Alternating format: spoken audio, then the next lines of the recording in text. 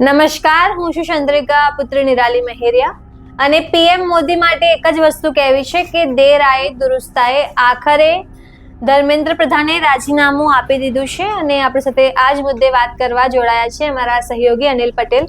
નમસ્કાર. શું કહેશો? હું તમને થોડું કરેક્ટ કરીશ. આપી દીધું નથી, લઈ લીધું છે. કારણ કે નરેન્દ્ર મોદી ને ખબર હતી કે ઝેન્ઝી જે છે હવે એમનું રાજીનામું માંગશે. હજુ પણ એ લોકોની મીટિંગ થશે, બાકી વસ્તુઓ છે. પણ સૌથી પહેલા કોંગ્રેચ્યુલેશન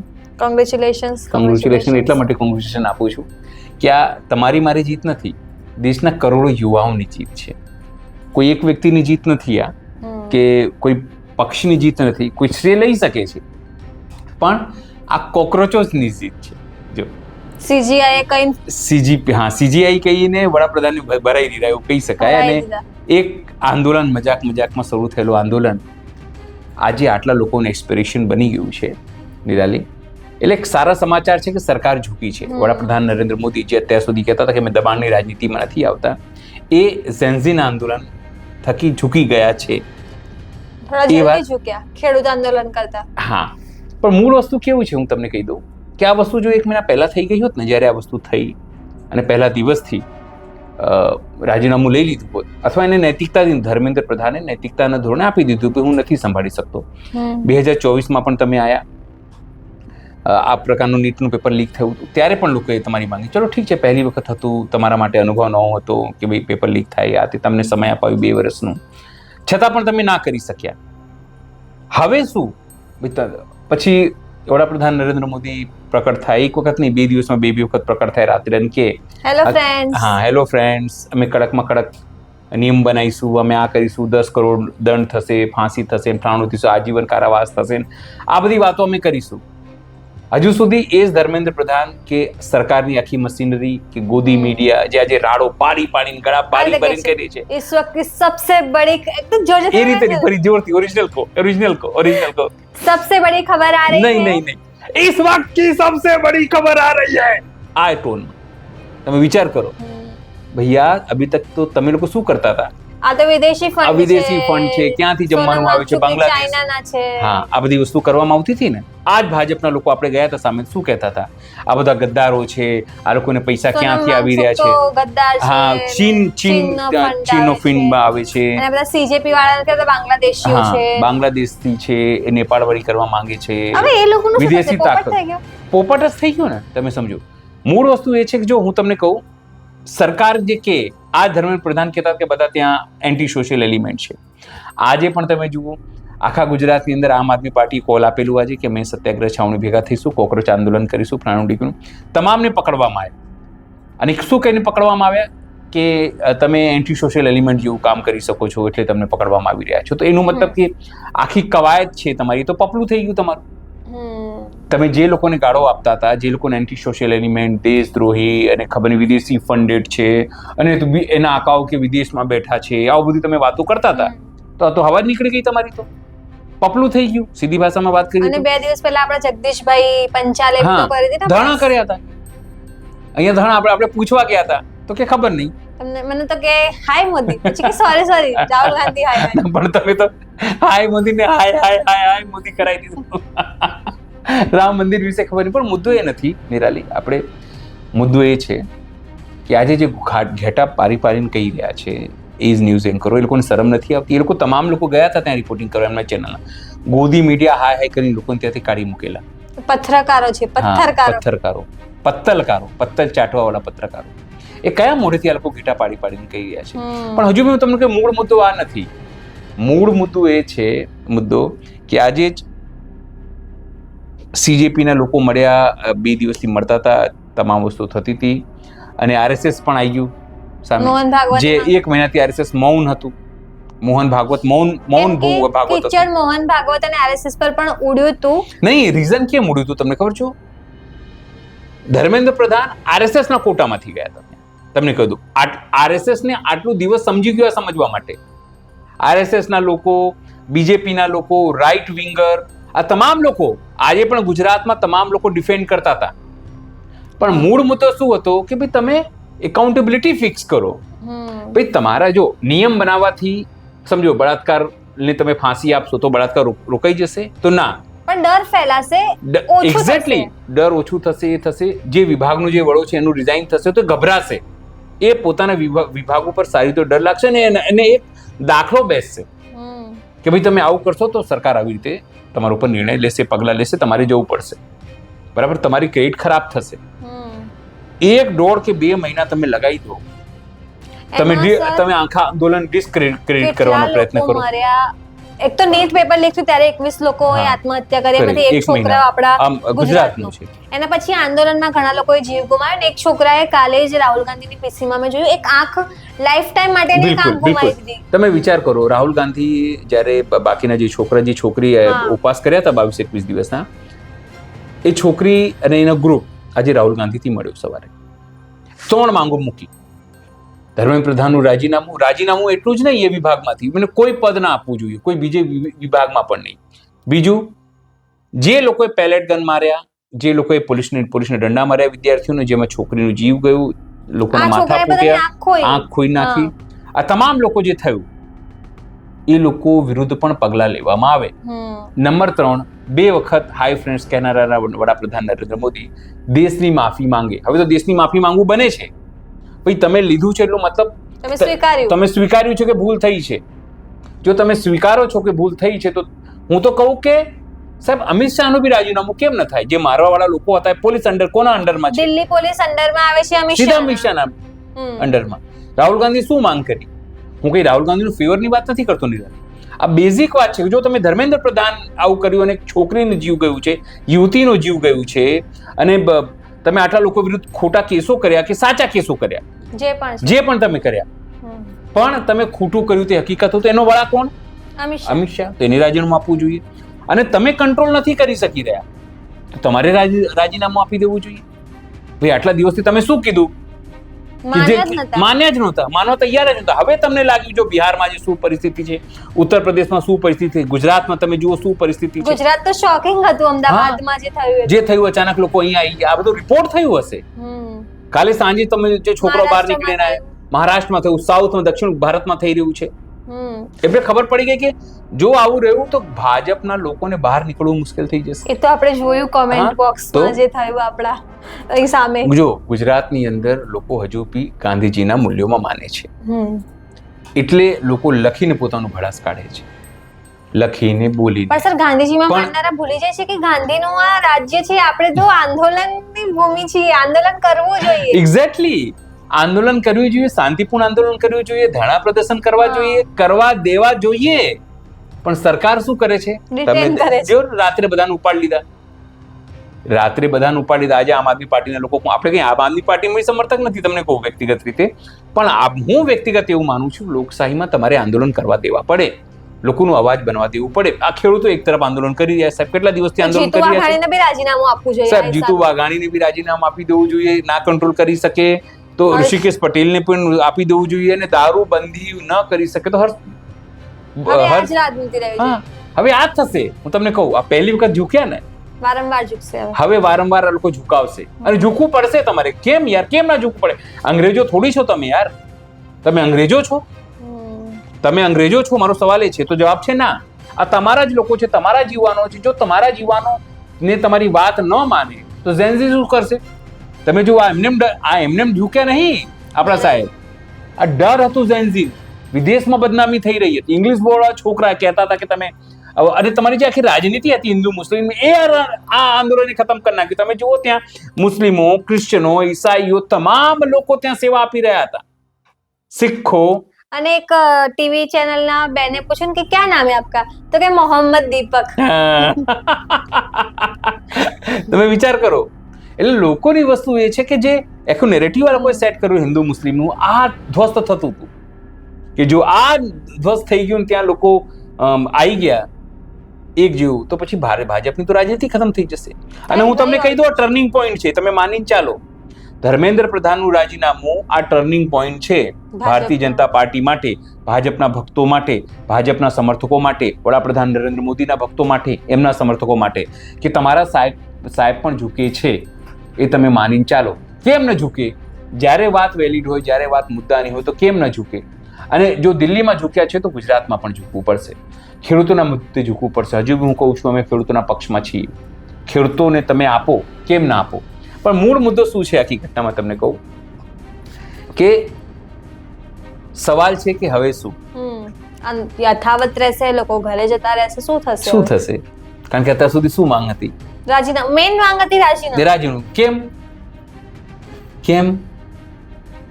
કેમ એકાઉન્ટેબિલિટી ફિક્સ કરવા માટે, એક જવાબદારી ફિક્સ. હા, કે કોઈ જવાબદારી ફિક્સ કરો. આપણે ત્યાં તો સમજો એક ગાયક કલાકાર છે, યુવા ગાયક કલાકાર, એમનું નામ છે આદિત્યભાઈ ગઢવી. એમના ફાધર કઈ ભાજપમાં હતા. એમને ભાજપે એક સ્ક્રિપ્ટ આપી, એ બિચારે વાંચી. સોલ્યુશન क्या है? हाँ, એ કહેતા હતા કે અગર हम रिजाइन ले भी लेंगे तो सोल्यूशन क्या है? હવે આદિત્યભાઈ ગઢવી બોલશે કે આ રિઝાઇન તો આપી દીધું, હવે સોલ્યુશન આપો તમે. और आप તમારા બમ્પમાં દમ, હંમેશા હું કહું છું, તમારા જીગરમાં દમ છે કે તમે જઈને વડાપ્રધાનને પૂછી શકો, સીએમ ને પૂછી શકો. આ ખેડૂતો મુદ્દે તમે બોલ્યા? જવાબ છે ના. તમે જઈને કો ખેડૂતો વચ્ચે સોલ્યુશન ક્યાં હે, એ તમને કહેશે કરરો આપીને આ સોલ્યુશન ये है. અને મોરબીના ખેડૂતો તો એટલું સરસ બોલે છે ને, બહુ સરસ બોલે છે. જાવ એટલે તમને ખબર પડે એક વખત, ટનની સંભળાવશે, પણ હિંમત નથી.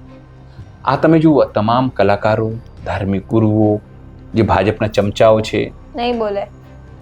અરે સર, કમલમથી જે લોકોની સ્ક્રિપ્ટો આવે છે, બાગેશ્વર બાબા, હા, એ ક્યાં કઈ બોલે? બાગેશ્વર ધામ બાબા શું એમની ચિઠ્ઠી ના કાઢી હોય ક્યારે? પરચો કાઢવા જેવો હતો. પરચો કાઢીને કેવું જોઈતું હતું ને, એમ પરચો કાઢી ના કે ભાઈ સદબુદ્ધિ આપે વડાપ્રધાન નરેન્દ્ર મોદી. નહીતર એમના પર દુકાનો બંધ થઈ જશે. તમને કહું, એ લોકોની દુકાનો બંધ થઈ જશે. સર, એક 27 વર્ષના યુવકની ક્રેડિટેબિલિટી શું છે? કશું જ નથી, તો બી ચાલે છે ધંધો એટલે જોરદાર. તમે વિચાર કરો, આ આખા આંદોલનમાં કોણ કોણ એક્સપોઝ થયો સાહેબ? મોટા મોટા ઉદ્યોગપતિઓ, હોલીવુડ, બોલીવુડના કલાકારો, છેલ્લે કેટલા ક્રિકેટર્સ, સેલિબ્રિટીઝ, કલાકારો, બાવાઓ, આ બધા સાહેબ એક્સપોઝ થયા. બધા જ એક્સપોઝ થઈ ગયા. જે લોકો 2014 પહેલા નાની નાની વસ્તુ ઉપર લેતા હતા, સારું થયું મારા ચડ્ડીનું નામ કે ડોલર છે, નહીં તો રૂપિયો તો ખસકી જાત. એ કોને લખ્યું હતું? હા, જુહી ચાવલા. પર અમારા ઉત્તર પ્રદેશના એક બિગ બી છે, જેને કહીએ છીએ આપણે બિગ બી, બરાબર છે, એ લખતા હતા કે લાગે છે કે પેટ્રોલ ડીઝલ છે ને એના ઉપર લેવું પડશે, ઇન્સ્ટોલમેન્ટ પર લેવું પડશે. હવે નહીં લખતા. હિંમત છે, મને ખબર છે દુકાન બંધ થઈ જશે. કેટલો ડરની રાજનીતિ છે. પણ સાહેબ, હું તમને વ્યક્તિગત કહું નિરાલી, સાહિત્યકારો, કલાકારો, આ લોકો તો કેવું છે, સમાજની વાત મૂકે છે. સાચું શું છે, ખોટું શું છે, કહેવાય કે અગર जिंदा है तो जिंदा लगना जरूरी है, मुर्दे तो पानी में अपने लहर में बह जाते हैं. लहर के विरोध में जो चलता है ना, वो बताता है कि आप जिंदा हो. सब मरे हुए लोग. આ તમે પત્તલકારોની વાત કરો, પોલિટિશિયનોની વાત કરો, જે ચરણચુંબકો છે, ભારતીય જનતા પાર્ટીના ઉદ્યોગપતિઓની વાત કરો, સાધુ બાવાઓની વાત કરો, જેની જવાબદારી છે સમાજમાં સારસપણું આપવાનું. સાધુનું કામ શું? સારી વસ્તુઓ ફેલાવવાની, નેગેટિવિટી દૂર કરવાની. નેગેટિવિટી જ ફેલાવે છે આ લોકો. હિન્દુ મુસ્લિમ જાતિવાદ, એ તમામ વસ્તુઓ. કલાકારો, ડાયરા કલાકારો, તમામ લોકો એક્સપોઝ થઈ ગયા. એક વસ્તુ ના બોલી શક્યા સાહેબ. હવે તમે એને ડાયરામાં બોલીને શું કરશો? મનોરંજન કરવા માટે બોલાવે છે. હું તો કહું છું તમામ લોકોને બાયકોટ કરવા જોઈએ. બાવાઓનું બાયકોટ કરી દો. જે લોકો ના બોલ્યા એનસીયુમાં, આંદોલનમાં, સાચું સાચું ના કહી શક્યા, એ બધાનું બાયકોટ કરવું જોઈએ. હું તમને વ્યક્તિગત કહું છું. ગુજરાતીઓ કરશે બોયકોટ? ભાઈ ના કરે, પણ માઇન્ડસેટ તો થાય કે આ લોકો ખોટા છે, ખોટી ના છે. હું તો દક્ષિણ ગુજરાતમાં ગયો છું. બેઝિકલી હું સમજો ઉત્તર ભારતીય વ્યક્તિ, ઘરમાં ભોજપુરી બોલવાવાળો વ્યક્તિ, બહાર હિન્દી બોલવાવાળો વ્યક્તિ, સૌરાષ્ટ્રનો આટલું બધું પ્રવાસ, ખેડૂતોનું પ્રેમ, એ લોકોએ મને સૌરાષ્ટ્રની ભાષા બોલતી કરતી હતી. ખોટીનો છે મોદી તો ખોટીનો છે. અને ખૂબ પ્રેમ કહેવાય ને, ખૂબ પ્યારી ભાષા, બહુ ખૂબ સુંદર લાગે, ખૂબ ક્લિયર છે. અને એકદમ એ લોકો પોતાના કોન્સેપ્ટમાં ક્લિયર છે કે અમારે શું કેવું છે, એનો મતલબ શું થાય. ખોટીનું છે તો છે, એમાં શું છે? બૈરાવ સાહેબ જે બોલે, ત્યાંના બહેનો, દીકરીઓ, માતાઓ જે બોલે, ખૂબ પ્રેમ મળે છે આપણને. પણ સરકાર ખબર નહીં કેમ નથી સમજી રહી હજુ પણ. જો આ મુદ્દો તો મને લાગે છે ખેડૂતોએ માંગ મૂકવી જોઈએ કે જીતુ વાઘાણી રાજીનામું આપે. ના કરી શકતા હોય તો જીતુ વાઘાણી શું કરવું? આમાં કઈ સ્ટેટનો પ્રશ્ન છે જ નહીં નિરાલી, આ કેન્દ્રનો સવાલ છે. તો પછી આમાં તો વડાપ્રધાન નરેન્દ્ર મોદીનું રાજીનામું લેવું જોઈએ. હું તમને કહું, વડાપ્રધાન નરેન્દ્ર મોદીનું જ્યારે રેલો આવશે ને ત્યારે ઓટોમેટિક ઝૂકી જશે. ત્યારે અદાણી શું કોઈની બી બલી આપી દેશે. અત્યારે જો પોતાના નીચે રેલો આવ્યો વડાપ્રધાન નરેન્દ્ર મોદીનો, શું કર્યું એમને? લીધું ને રાજીનામું. રેલો તમારે એના ઉપર લેવું. જો હંમેશા જ્યારે આપણે ફિલ્ડ પર જતા હોઈએ ત્યારે ઘણા લોકો કેવું કે યાર તમે મોદી સાહેબને શું કરવા કહો છો? સાહેબને મોદી સાહેબ નહીં, સાહેબને શું કરવા કહો છો? ત્યારે બી મેં કહું છું તમે વોટ કોના નામે આપો છો? સાહેબના નામે. જો તમે સાહેબના નામે તો જવાબ કોનાથી લઈએ? સાહેબ પાસે. અને ઘણા લોકો તો કોર્પોરેટર કોણ છે ને ઓળખતા બી નથી, ધારાસભ્યને ઓળખતા કે બસ અમે તો ભાજપને એટલે આપે છે કે મોદીજી છે. મોદી સાહેબને નહીં, આપણો એનો બી વિરોધ નથી, તમે ઓળખો. પણ સવાલ એ છે જ્યારે ખોટું થાય તો બોલો. તમને તમારી વસ્તુઓ તમે ખોટામાં ખોટો ના થઈ જાઓ. અને સર અમારા જેવા લોકો પર એવો સવાલ ઉઠાવે છે કે તમે કોંગ્રેસના ટાઈમ પર કેમ નતા બોલ્યા? તો અમારા હતા જ ક્યાં? જન્મ થયો ને એની પહેલાની ભાજપ છે તો કોંગ્રેસ કેવી રીતે બોલીએ? જો હું તમને કહું, ઘણા લોકો મને બી કહે છે સાલા તું અનિલ નહીં અબ્દુલ છું, અને એના કરતા બી ખરાબ ગાળો આવે. તમને તો ખબર છે પાકિસ્તાન ચલો જા, પાકિસ્તાન કલાય તો બરાબર છે, કેવી મા બેન ની ગાળો આપે, પણ આપણને કોઈ ફેર પડતો નથી, કારણ કે આપણે કેવું છે ખબર છે, ઈસા મસીહ જેવા છીએ. ના પણ સર ભાજપને પૂછીશું ને, આપણે હંમેશા એવું કહીએ છીએ કે ભગવાનને એવું પ્રાર્થના કરીએ, ભગવાન એ લોકોને ખબર નથી એ લોકો શું કરી રહ્યા છે, એ લોકોને તું માફ કરી દેજે, કારણ કે એ લોકોને ખબર નથી. જો નીટનું પેપર આજનું તો કાલે એમના છોકરાઓ બી તો આપવાના જ છે ને, અથવા આપ્યા હશે, બરાબર છે. છોકરાઓ જ નહીં હોય એમના, એટલે આવું બધું બોલે છે. હસી આવી જાય ને. મેં કીધું એક જગ્યાએ હું જાણતો તો એક સવાલ પત્રકારે ત્યાંથી પૂછ્યું કે તમે નીટનું પેપર આપ્યું છે? એને કીધું ના. તો તમે શું કરવા આવ્યા છો? તો સામે પેલા છોકરાએ શું જવાબ આપ્યું ખબર છે? નહીં, છોકરી હતી, સોરી, છોકરીને પૂછ્યું કે તમે શું કરવા આવ્યા છો? તો કે હું અહીંયા સમર્થન આપવા આવ્યું છે આ લોકોને. તમે કેમ? કે નીટ મુદ્દે. કે તમે પેપર આપ્યું છે? એમ કહ્યું હજુ તો હું કોલેજમાં ભણું છું, હજુ મેં નીટનું પેપર આપ્યું નથી. તો પછી તમારું શું લેવા દેવા? તેણે એવું કીધું, તો इसका मतलब ये हुआ कि अगर कहीं बलात्कार के विरोध में प्रोटेस्ट चल रहा है तो क्या मेरा बलात्कार हो जाए तभी मैं आऊं? અને સર મેં નીટનું પેપર નથી આપ્યું, પણ એ ડોક્ટર તો મારો અને મારા પરિવારનો ઈલાજ કરવાનો જ છે. બિલકુલ. કોણ કરશે? તમે બોગસ આ ડોક્ટરો, લીક વાળા ડોક્ટર લઈને આવશો? બોગસ ડોક્ટરો ઈલાજ. અમારા કેવું ના જીવન કેમેરા કહું છું, અમારા એક મિત્ર હતા, સ્વર્ગવાસી થઈ ગયા છે. એમના દીકરાને એમણે પેમેન્ટ સીટ ઉપર 5-7 કરોડ 10 કરોડ રૂપિયા ખર્ચો કરીને ડોક્ટર બનાવી દીધો. ડોક્ટર બની પણ ગયા એમના દીકરા, સુપુત્ર શ્રી. પછી ખબર પડી કે એક જગ્યાએ ઓપરેશન કરવાનું હતું, એ નાના છોકરાને ડાબામાં કરવાનું હતું, એની જગ્યાએ જમણામાં એમણે કરી દીધું. કેટલી મોટી ગંભીર ભૂલ કહેવાય.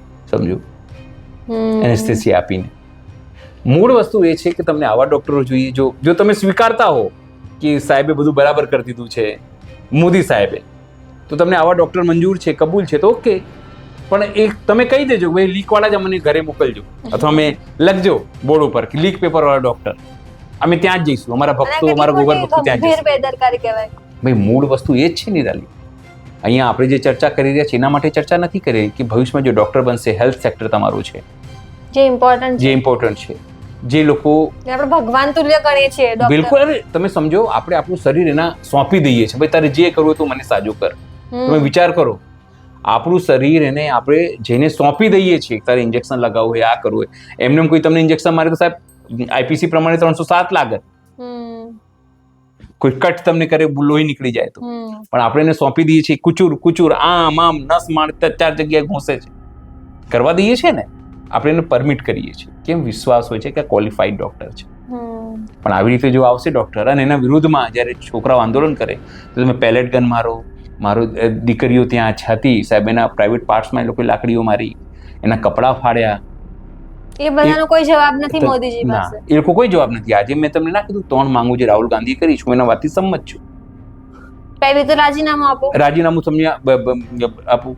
બીજું, જે લોકોએ માર્યા છે આ છોકરાઓને, પેલેટ ગન માર્યા છે, લાકડી માર્યા છે, ને એવા લોકો જે ચપ્પલ પહેરીને આવ્યા હતા, હેલ્મેટ પહેરીને લાકડી લઈને લુખ્ખા જેવા લાગતા, એ લોકો કોણ છે? શું એ RSS ના લોકો હતા? શું એ BJP ના લોકો હતા? કોઈ ગેંગના વ્યક્તિ હતા? બજરંગ દળના કોણ હતા?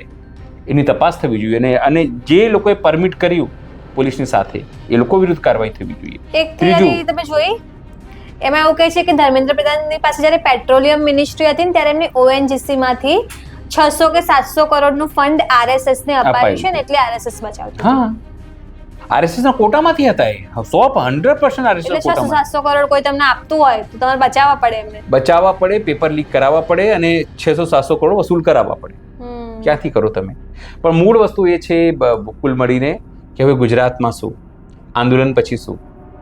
આ આંદોલન અટકી જશે, પતી જશે? તો હું તમને કહું, તમને શું લાગે? ચલો હું તમને પૂછું છું, તમે તો જેન્ઝી છો, તમે જુઓ છો, તમને શું લાગે છે કે આ આંદોલન આટલા પર અટકી જશે? બસ નહીં અટકે, કેમ કે પેપર લીક તો ચાલુ જ રહેશે, પ્લસ ઘણા બધા મુદ્દા છે. E20 નો જેમ કે મુદ્દો છે, પેટ્રોલની જગ્યાએ પુરાવો, એ તો ઘણા બધા છે, ખેડૂતોનો મુદ્દો છે, એ બધું પ્રોપર થશે પછી એ નહીં અટકે, મને નહીં લાગતું.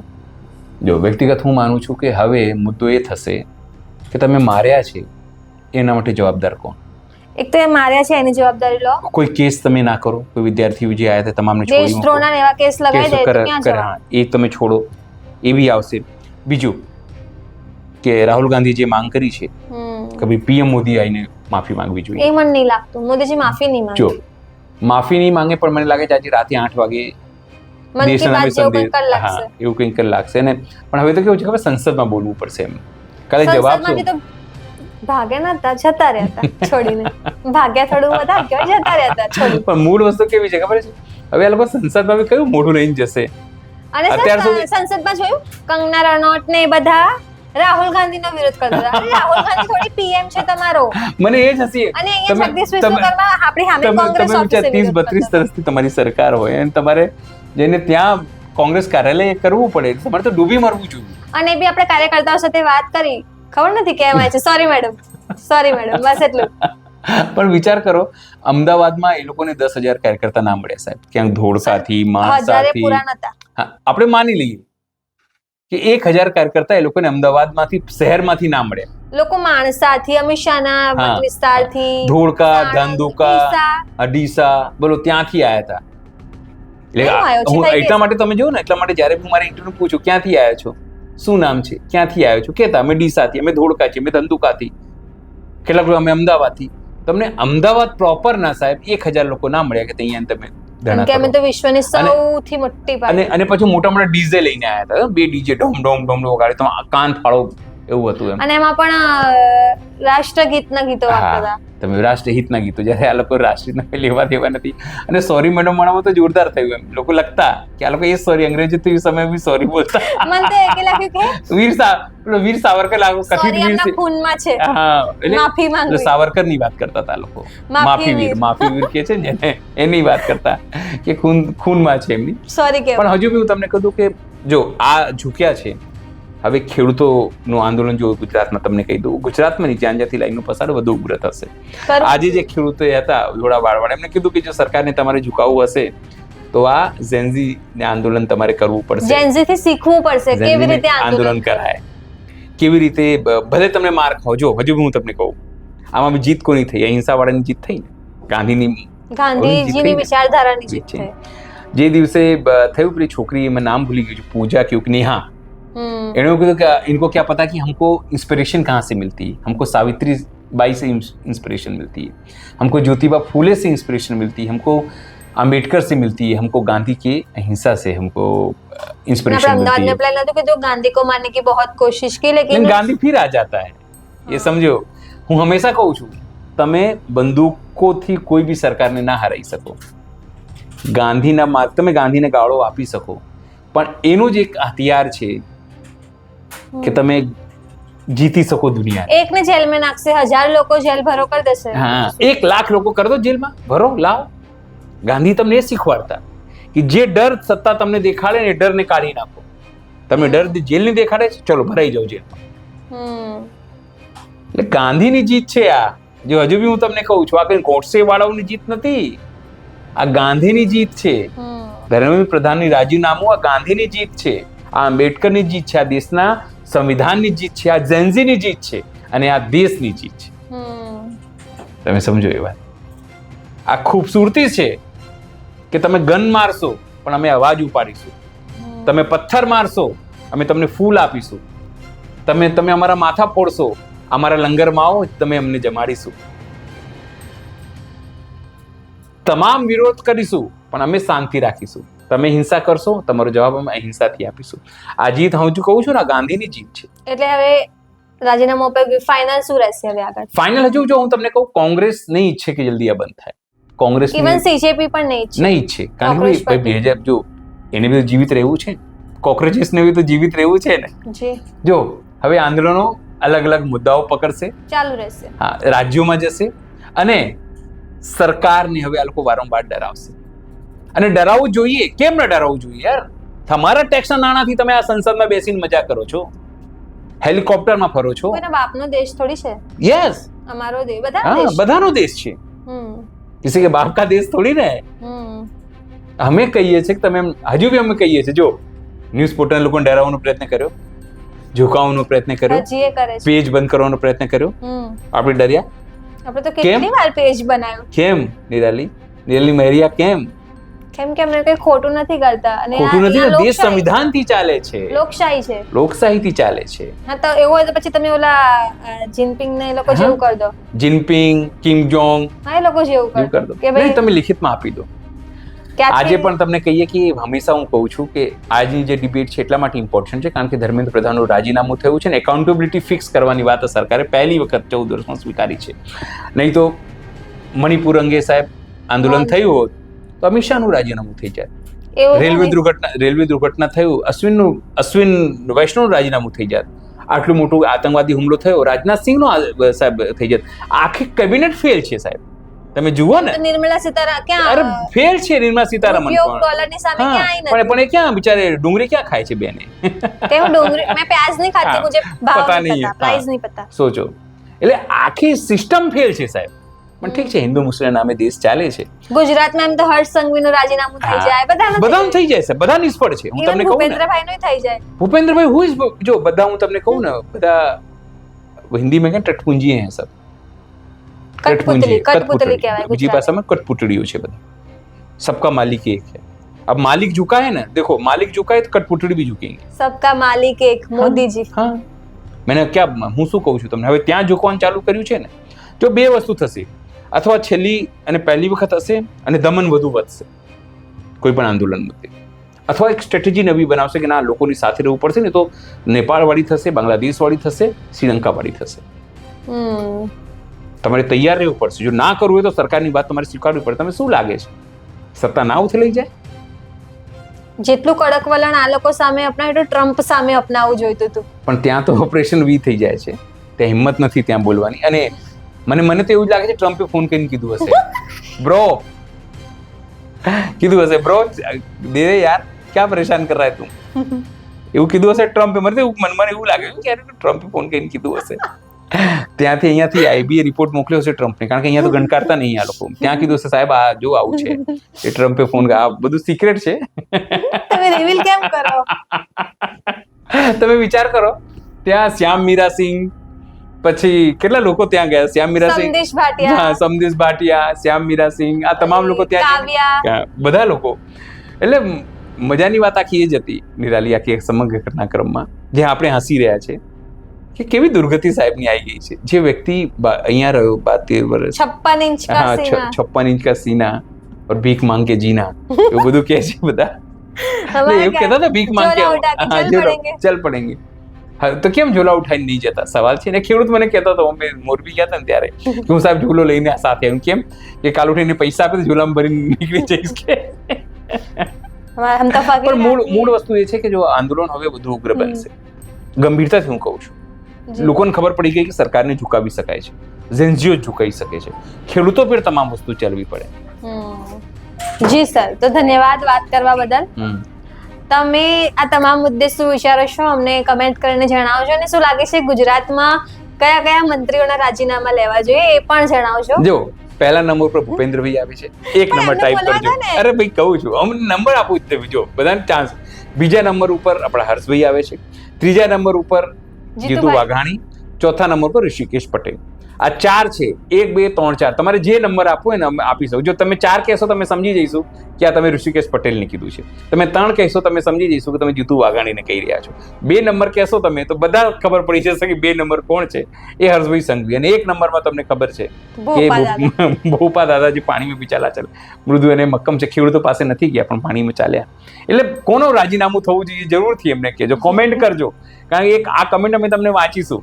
અને બીજી એક મહત્વપૂર્ણ જાહેરાત કરી દઈએ કે અમારું જે QR કોડ છે, આર્થિક સહયોગ માટે અમે વારંવાર અપીલ કરીએ છીએ કે તમારો સહયોગ જે અમને મળશે તો અમે આ તમામ જે વાતો કરી શકીએ છીએ કરી શકીશું.